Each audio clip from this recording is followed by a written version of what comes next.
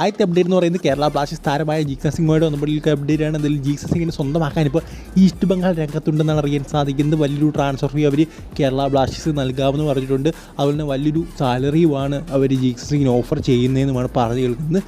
എടുത്തു പറയേണ്ട ഒരു കാര്യമെന്ന് പറയുന്നത് ഈ ഒരു സമയത്ത്, അതായത് ഈസ്റ്റ് ബംഗാൾ ഇത്രയും വലിയൊരു കോൺട്രാക്റ്റ് വല്ല ഓഫർ ചെയ്യുന്ന ഈ ഒരു സമയത്ത് Kerala Blasters Jickson സിംഗിനൊരു contract extension നൽകിയിരിക്കുന്നു എന്നാണ് നമുക്കറിയാൻ സാധിക്കുന്നത്. അതായത് കോൺട്രാക്റ്റ് എക്സ്റ്റൻഷനുള്ള കോൺട്രാക്റ്റ് അദ്ദേഹത്തിന് നൽകിയിട്ടുണ്ട്. എന്തായാലും അദ്ദേഹം സൈൻ ചെയ്യണോ വേണ്ടായോ എന്നൊക്കെ ജിക്സൺ സിംഗിൻ്റെ തീരുമാനമാണ്. പിന്നെ ജിക്സൺ സിംഗ് നേരത്തെ പറഞ്ഞൊരു കാര്യമുണ്ട്, അതൊക്കെ വെച്ച് നോക്കുകയാണെങ്കിൽ ഒരുപക്ഷെ അദ്ദേഹം സൈൻ ചെയ്യാനുള്ള സാധ്യതകളുണ്ട്. എന്തായാലും നമ്മുടെ ഈസ്റ്റ് ബംഗാൾ പലതരത്തിലും മുമ്പൻ താരങ്ങളെ സൈൻ ചെയ്യാൻ നോക്കുന്നുണ്ട്, പക്ഷേ അവർക്കൊന്നും കിട്ടുന്നില്ല എന്നുള്ളതാണ് ശരിയായിട്ടുള്ള കാര്യം എന്ന് പറയുന്നത്. എന്തായാലും അവർ ഏതെങ്കിലുമൊക്കെ ബിഗ് നെയിംസിനെ സൈൻ ചെയ്തെടുക്കുമെന്ന് തന്നെയാണ് ഞാൻ വിചാരിക്കുന്നത്. മിക്കവാറും ജിക്സൺ സിംഗ് അല്ലെങ്കിൽ അൻവർ അലി ആരെങ്കിലുമൊക്കെ അവരുടെ കോട്ടയിലേക്ക് ഉറപ്പായിട്ടും വന്നിരിക്കും.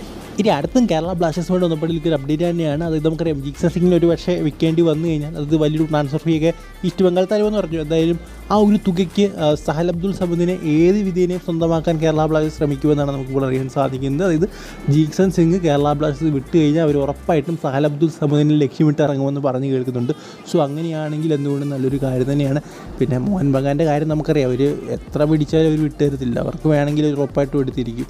സോ സഹൽ അബ്ദുൾ സമദിനെ മോഹൻ ബഗാനിൽ നിന്ന് പൊക്കുക എന്ന് പറയുന്നത് അത്ര എളുപ്പമുള്ള കാര്യമല്ല. എന്തായാലും നമുക്ക് കണ്ടു തന്നെ അറിയാം.